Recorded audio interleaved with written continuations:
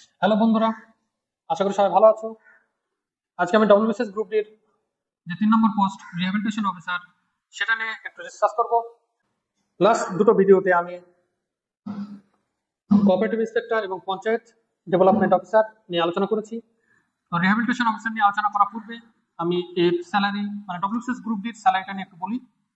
3টা post WBCS group ডির 3টা পোস্টেই স্যালারি সমান। কত? 32,100 গ্রেড পে এবং আগস্ট 2025, এই আগস্ট 2025 অনুযায়ী 18% DA dearness allowance, 12% HRA house rent allowance এবং 500 মেডিকেল অ্যালাউয়েন্স, সব মিলিয়ে 42,230 হয় এবং এতে প্রফেশন ট্যাক্স 150 টাকা কাটবে। তো অ্যাপ্রক্স তুমি 42,000 গ্রস স্যালারি ধরতে পারো। তো রিহ্যাবিলিটেশন অফিসার এটা নিয়ে এখন বলি। পশ্চিমবঙ্গ সরকার 2016 সালে 21টা দপ্তরকে মার্চ করে 10টা দপ্তর রূপান্তরিত করে। সেরকমই রিহ্যাবিলিটেশন অফিসারদের যে দপ্তরটা ভূমি ও ভূমি সংস্কার বিভাগের অন্তর্গত, ল্যান্ড অ্যান্ড ল্যান্ড রিফর্মের অন্তর্গত। তাই এই পদের আধিকারিকদের এখন বলা হয় land and land reform refugee relief rehabilitation officer.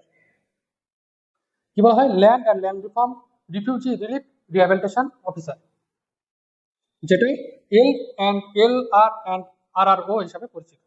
তো এর প্রমোশনাল স্কোপ কি? এই রিহ্যাবিলিটেশন অফিসারের থেকে প্রমোশনাল তুমি SDRRO হতে পারবে, sub divisional refugee relief rehabilitation officer হতে পারবে, সেখান থেকে তুমি ডিআরও হতে পারবে, আর সেখান থেকে তুমি শেষ পর্যন্ত এডিএম পর্যন্ত যেতে পারো, অ্যাডিশনাল ডিস্ট্রিক্ট ম্যাজিস্ট্রেট।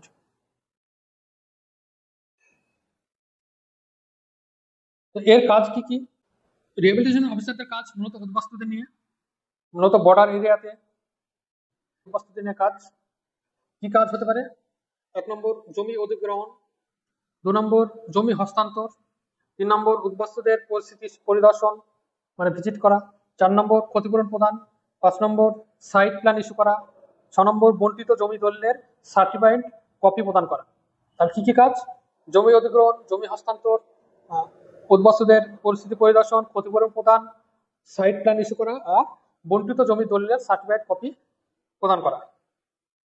এই অফিসারের অধীনে ল ডিভিশন ক্লার্ক, কানুনগো, সার্ভেয়ার, ড্রাফটম্যান, চেনম্যান, আমিন প্রভৃতিরা থাকে। আমি বুঝতে পারছো জমি অধিগ্রহণ নিয়ে কাজ। যোগদানের পর প্রথম পোস্টিং সাধারণত বর্ডার এরিয়ার কোনো ব্লক বা সাব ডিভিশনাল অফিসে হতে পারে। ঠিক আছে, তার জন্য মানসিকভাবে প্রস্তুত থাকতে হবে। আর এটা যেহেতু উদ্বাস্তুদের নিয়ে কাজ, তাই একটা অনেক সততা এবং সতর্কতার সঙ্গে তোমার কাজ করতে হবে, কারণ নাগরিকত্ব একটা ভাইটাল ইস্যু। তবে ডব্লিউবিসিএস গ্রুপ ডির অন্য দুটো পোস্টের তুলনায় এখানে কাজের চাপ কিছুটা কম, কারণ তোমার যে ক্ষেত্র সেই ক্ষেত্রটা কাজ করার পর বাকি সময়টা তুমি ফ্যামিলি বা তোমার যদি মনে করো যে হায়ার পোস্টের জন্য পড়াশোনা করবে, সেটা তুমি করতে পারো।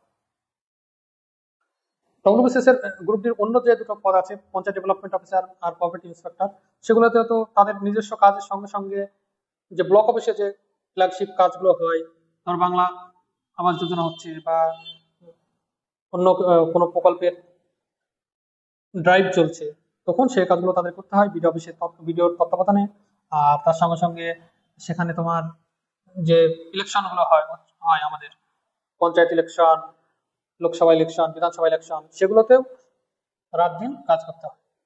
সেই হিসাবে ডব্লিউবিসিএস গ্রুপ ডির যে 3টে পোস্ট আছে, সেই 3টে পোস্টের মধ্যে রিহ্যাবিলিটেশন অফিসার পোস্টে সব থেকে কাজ একটু কম আছে, তুমি পড়াশোনার সুযোগ পাবে।